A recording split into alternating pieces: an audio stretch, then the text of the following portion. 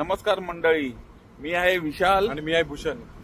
आणि आज आम्ही चाललो आहोत आशापुरी. ते ठिकाण आहे सफाळ्यामध्ये, सफाळा एडवन या गावामध्ये निसर्गरम्य असं ठिकाण आहे. समुद्राच्या किनाऱ्यावर ते ठिकाण आहे आणि ते आशापुरी देवी भरपूर असं प्रचलित मंदिर आहे. तिथे आज आम्ही तुम्हाला काही दृश्य दाखवणार. ते मंदिर कसं आहे ते एका गुहेमध्ये आहे. आम्ही तिथे पोहोचल्यावर तुम्हाला दाखवू. मी फर्स्ट टाइम जातो तिकडे, अजून मी कधी गेला नाही.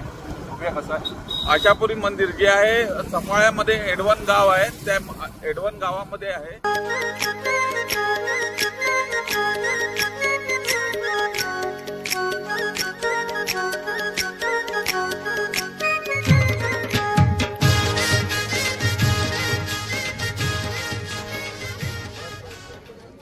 जेट्टीवर आहेत. तर मारंबलपाडा जेट्टी तर जलसार जेट्टी याची प्राइस आहे, म्हणजे आम्ही डबल सीट आहेत एका स्कूटर, तर 96 रुपीज होते त्याची. आता बघूया. आमची जेट्टी येत आहे, सॉरी फेरी येत आहे. ती बघा, दिसेल तुम्हाला.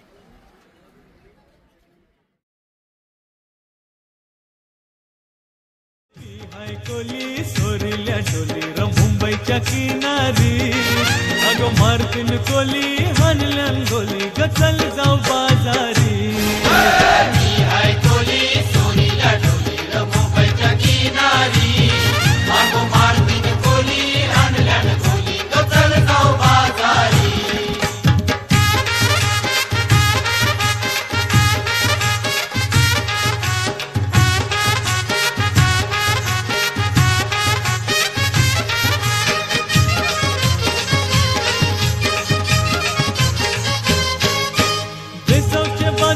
लोकांच्या नजरा पडतील गो तुझ्यावरी, चला ग पारू करतेस यो नकरा, चल जाऊ बाजारी.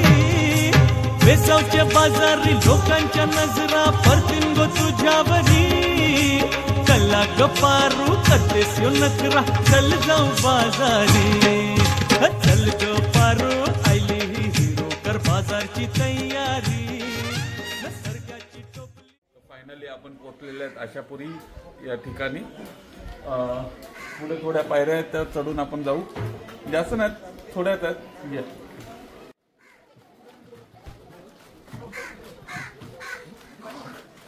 तिथे चप्पल स्टँड आहे, तिथे चप्पल काढू.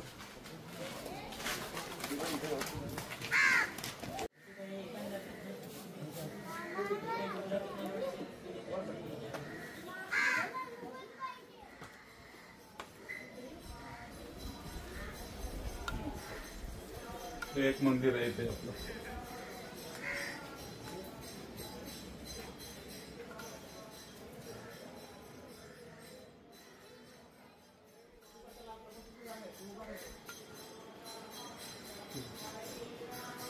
अत्यंत निसर्गरम्य असं ठिकाण आहे.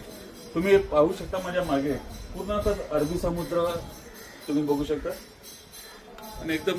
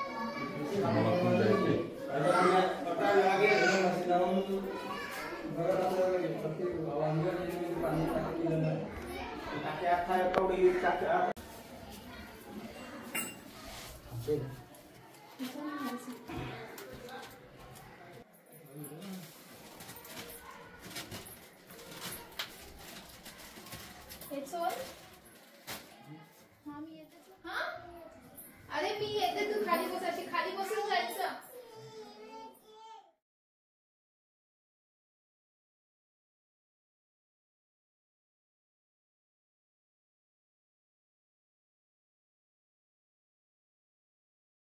आता आपल्या सोबत आहेत श्री यशवंत तरे, ते आपल्याला या मंदिराची माहिती देतील. 1422 ते 1234 हे जुनं मंदिर आहे. म्हणजे पहिल्यांदा म्हणजे कोणाला माहीत नव्हतं. पहिल्यांदा म्हणजे ते दृष्टांत म्हणजे एका गोरख्याला दिलं होतं आणि गोरखी गाई चालत असतानाच आईने त्याला सांगितलं की मी तुम्हाला दर्शन देतो, तुम्ही या इकडे. तर तो आल्यानंतर तिने आईने सांगितलं मी धन देतो. तर ते पोते ते तुझ्याजवळ ते इथे सोडू नको, घरी गेल्यानंतर. पण त्याला काय आणि उतावले त्याने इथे सोडून बघितलं तर काय याच्यात तुळसे आहेत. तर तुळसेने घरी नेऊन काय करणार, त्याने इथे फेकले. आपण आता पायरीवरून जर इथे खाली जर बघते तर आपल्याला जे पांढरं शुभ्र दिसतात ते आहे तर धरतात आणि ते तिथे फेकून तिथे हे सर्व त्याने दगड आणि उरलेले दगड आपले कोळसे तो खांद्यावर मांडी होतं आणि टाकत त्या रस्त्याला. आपण आता ह्या रस्त्याने येतो, त्या रस्ता आहे नागमोडी. आपल्याला काय एवढी जागा असून हा बांधकाम काय याला घडणार नाही काय असं आपल्या मनात आपण बोलू शकतो. कारण काय ज्या मार्गाने गेला त्या मार्गाने हा रस्ता बांधला. पहिल्यांदा म्हणजे हा रस्ता नव्हता. पहिल्यांदा म्हणजे असा आईने तो बनवलेला रस्ता होता. दगडाची पायवाटी होती, पण ती जर भरती आली ना तर आपल्याला येता येत नव्हतं. इथून जर भरती पूर्ण झाली तर इथे रात्र आहे तर तिथे जाईल. तर हा किती वर्ष झाला रस्ता आता चालू आहे, जास्त वर्ष त्याच्या. म्हणजे आता भरती आली तर पूर्ण आता रोड बंद व्हायचा. उमाशा पहिल्यांदा बंद व्हायचा. आता उमाशा म्हणजे 2-3 दिवस म्हणजे काय केला पाणीने संपूर्ण होतं. तर आता म्हणजे येऊ शकतात. तर हे आईने सर्व म्हणजे केले ना. आता हे लोकांनी हे करून तो रोड बांधला गेला आहे. तर पहिल्यांदा म्हणजे आपण ज्या वेळेला दर्शनाला इथून यायचं त्यावेळेला इथून आपण आता पायऱ्या बांधल्या समोर पहिल्यांदा पायऱ्या वगैरे काढल्या जाण्याची वाटत. आपण उतरता कुठे जर आपण आईच्या दर्शनाकरता जर गेलो तर झोपूनच म्हणजे पुण्यावरून जायचं आणि तिथे खालून झोपून जायचं. पहिल्यांदा 2 रस्ते आहेत. पहिल्यांदा बघा वगैरे पुष्कळ होती, पहिला अंधार होता, लाईट नव्हती त्यावेळेला. जर आपण तिथे आता गेट आहे ना तिथे जर उभे राहिलो तर आपण गुलालाचा आणि लोबणाचा वास यायचा. गुलाल आणि लोबणाचा वास यायचा. येत होतं. तर पहिल्यांदाच म्हणजे वाच होता. आता म्हणजे आता लाईट वगैरे आली त्यामध्ये काही दिसत नाही. इथं पहिल्यांदा बघला म्हणजे आपल्या अंगावर सुद्धा मारायची. आता काही दिसत नाही. जर आपण आता इथे वर गेलो तर बसता सुद्धा येतो. पहिल्यांदा बसता सुद्धा येत होतं. आपण वाकून जायचं, एकदम छोटं अंतर होतं. म्हणजे जायचं रस्ता म्हणजे जरा झोपूनच जायला लागेल. प्रत्येक वर्षाला म्हणजे आता एवढा भाग वर जातो. एकदा म्हणजे एवढा गेला म्हणजे हाईट वाढत झाला. म्हणजे तिकडे मध्ये थोडी उंच होत चाललाय. आणि आता आपण ते जर बसलो ना तर डोकं सुद्धा टेकत नाही. तुम्ही मध्ये गेला तर दिसेल आई डोंगराला हात लावून नाही दिसत अजिबात. की जर कोणी लावलं की आता झाडे आहेत आपल्याला वाटतं की ही झाडे कशाला हे करत, पण आईने ते केलेले आहेत ना, आईचीच सावले. जर कोणी जर कापलं वगैरे तर त्याला आई शिक्षा देते. एकाला कापलेले रात्रंदिवस असा वेळा केला. म्हणजे कोणी इकडे बदल करायचा प्रयत्न केला तर ते आई त्याला हात लावूनच नाही. जसं आहे तसंच. इथे सुद्धा आमच्या लोकांनी जरी काय केलं तरी आई करून दिली. आई काही आपली शकणार की मी माझ्या मुलाला हात लावायचा, माझ्यापर्यंत करेल, मी माझ्या मुलाला काही करायचं नाही. बरोबर. तर आई जर आपल्याकडे लग्नकाळी जरी नाही, आई पहिल्यांदा आमच्या गावात जायची. रात्री 12 वाजले का घोड्यावर बसून जायची, फेरपटका मारायची. आपल्या जागी म्हणजे पहिल्यांदा माहिती नव्हतं कोणाला की काय आहे. मग ते घराच्यापासून माहिती पडलं की इथे दिली आहे. मग इथे मंदिराची यात्रा वगैरे असते. यात्रा हनुमान उत्सव असतो तिचा आणि भंडारा वगैरे असतो. ज्या वेळेला नवरात्र असतं तर 9 दिवस इथे जागरण करतात. ओके. तर 4 वेळा आरती असते. तर नवरात्री भंडारा वगैरे सर्व असतो. आणि ज्या वेळेला उत्सव असतो म्हणजे ती दिवशी त्या दिवशी सुद्धा भंडारा असतो. ओके. तर सर्व आई लग्नकाळी जरी असलं तरी आपण आईला सांगितलं की आई तिची दागिने मला घालायला द्या, तरी सुद्धा दागिने नाही. म्हणजे आपली आड असं कोणतं संकट जरी असलं ना, आईला जर आपण सांगितलं की आई माझ्यावर असं संकट आहे तर माझ्या पाठीशी तर म्हणजे आपली आई आपल्यावर लक्ष ठेवून आहे. आपला सांभाळ करणारीच आहे ती. कारण तुम्हाला सांगतो काय, कोणताही आपल्यावर संकट असला न जर आईला पण म्हणून आराधून दिली की आई माझ्यावर तसा संकट आलेलं आहे, माझ्या पाठीशी तुमचं 100% संकट घेऊन. आणि आपण मुलांना शिकवतो. जर आईच्या पुढे जर आपण इथे साखरा घातला आईला की माझा मुलगा डॉक्टर इंजिनियर काय होते, मी काय व्हायचं असेल ते त्यांच्या वेळेला आहे. पण जर आईला त्याने प्रार्थना केली की मी अमुक परीक्षेला बसणार आहे, तर मी ते 100% म्हणजे सांगितलं आईला तो 100% पासून आहे. तर त्याने आईच्या पुढे निवेदन केलं ना 100% तो मुलगा पासून आहे. इथे कित्येक लोक येतात, कित्येक लोक लावून की ज्याला मुलगा नसतो काही तर आई स्वतः जाते आपल्याजवळ नसायचे की अमुक आपल्याला काय माहीत नसते, तर आपण लांबून येतात. आपल्याला पेशंट कोणतं आहे, स्टॉप कोणता आहे, बस कोणती आहे हे आपल्याला माहीत नसते. पण आई सगळं डिटेल पत्ता वगैरे देते. सांगते तुम्ही आमच्या गावात जा, अमुक एक मंदिर आहे दर्या ठिकाणी तुम्ही जा. जर आमच्या स्टॉपवर आले ना, जर सावरच्या मुलांना जरी सांगितलं की आयचं मंदिर कुठे आहे, तर लहान मोठा सुद्धा सांगितलं होता की आयचं मंदिर दर्या किनारे आहे, तुम्ही तर मार्ग आपल्याला मिळतो इथे यायचं आहे. हा, फक्त आपण काही वेळेला इच्छा असते आपली ना, आपल्या येण्यानंतर होत की अशा प्रकारचे मंदिर आहे, आपण दर्शनाला जाऊ. पण ज्या वेळेला असे वेळ येतो की आपण कुठे जात असताना आई बरोबर आपण इथे वाटतो ना, आपण दर्शनाला घेऊन. तर मंडळी तुम्ही ऐकली असेल माहिती, काकांनी सुंदर अशी माहिती दिलेली आहे. तर तुम्हाला अगर इथे यायचं असेल तर सफाळा स्टेशन पासून हे जवळपास 9 किलोमीटर अंतरावर आहे. तिकडे तुम्हाला टमटम मिळतील, बसेस अशी सोय आहे. तर नक्की भेट द्या आशापुरी मंदिर एडवण येथे. तर हे आहे आपलं आशापुरी मंदिराच्या वर जाण्याचा मार्ग. डोंगराच्या वर आहे आणि आशापुरी मंदिर या डोंगराच्या मध्ये आहे. आता आपण जाऊया वर. या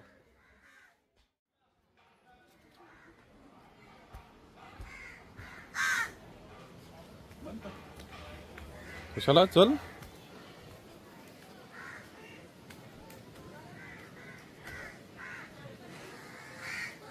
हे झाड आहे ना सगळे, हे रांजण असते एक, त्या रांजणाची झाड आहे ती सर्व.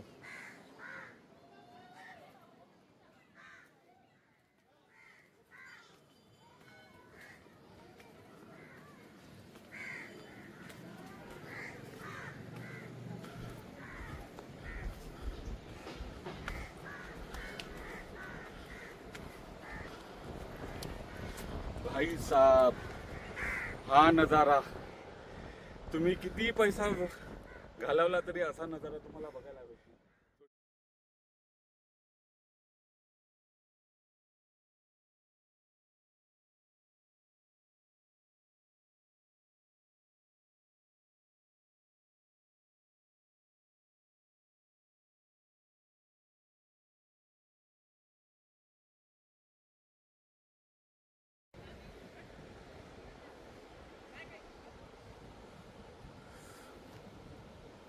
करणी माता देवीचं मंदिर आहे.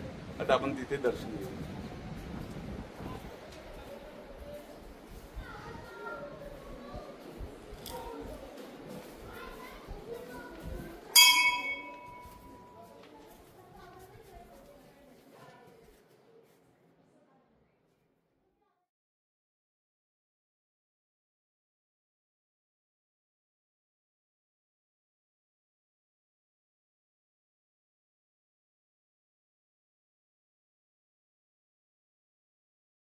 तर मित्रांनो, मी फर्स्ट टाइम आलो इकडे. खूप काय नजारा आहे, खूप छान असा. तुम्ही पण नक्की व्हिजिट करा इथे. आणि स्पेशली संडेला या. संडेला तुमचा दिवस कसा जाईल ते तुम्हाला कळणार नाही. उत्कृष्ट असा नजारा आहे, तुम्ही बघू शकता. आणि जास्त उंचावर पण नाहीये, एकदम जवळच आहे. काय एवढं काय ट्रॅव्हलिंगचं पण काय नाही, बस वगैरे सगळे चालू आहेत. पाहिजे तर मी घ्यायला येतो तुम्हाला. दर्शन घेतलं आणि जागा आणि ठिकाण आणि नजारे तर खूपच छान आहे. मौसम आहे. तर आता इकडे थोडं डोंगरावरती चढलोय. उतरायची जागा, उतरायचा टास्क मोठा आहे. उतरायची जागा बघतोय. माझं ठीक आहे, हा पडला तर अजून एक खड्डा इकडून आहे. बाकी बघू आता नेक्स्ट संडेला येऊ परत. आज टाइम कमी असल्यामुळे लवकर जावं लागेल घरी. ये रे पड ना थोडं. पडलेला झालेला शी यार शी आपला व्हिडिओ चुकलेला आहे. पडला असतं तर चांगलं असतं.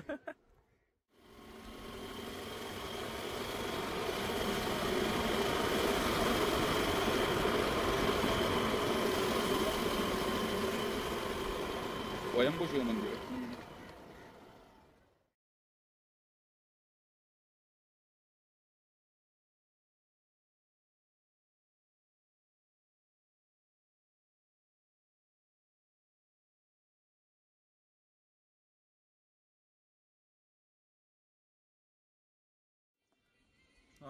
तर मंडळी आज आम्ही आले होतो एडवण या गावामध्ये जे आहे सफाळ्यामध्ये. तर इथे आम्ही आलेले आशापुरी मातेच्या मंदिरामध्ये आणि त्या मंदिराच्या अगदी 2 ते 5 मिनिटाच्या अंतरावर आहे शिव मंदिर. ते तुम्ही माझ्या मागे बघू शकता. हे स्वयंभू शिव मंदिर आहे एडवण येथे.